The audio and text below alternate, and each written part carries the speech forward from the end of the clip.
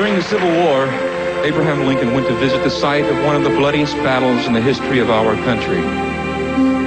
On his way to the scene of the battle, while riding on a train, he jotted down some thoughts on the back of an envelope.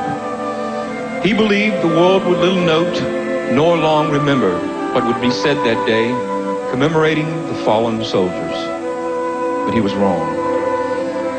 The speech he delivered has come to be known as the Gettysburg Address.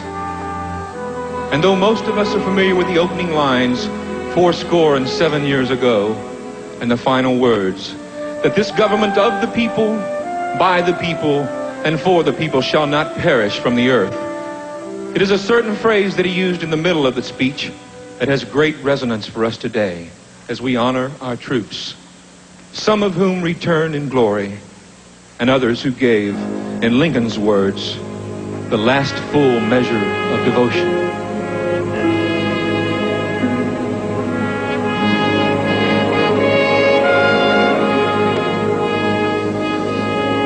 In the long and honored history of America, there are names that shine like beacons in the night.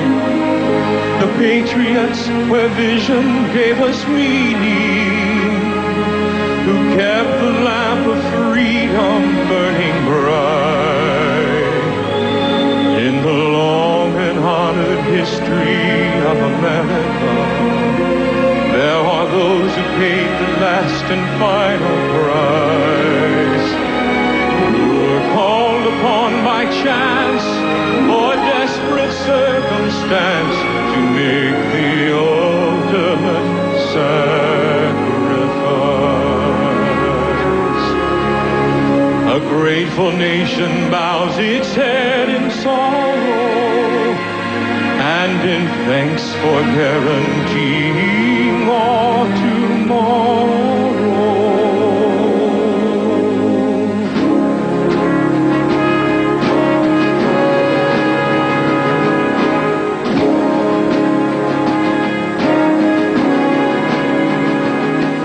The last full measure of devotion, that's what they gave to the cause. The last full measure of devotion, and though they cannot hear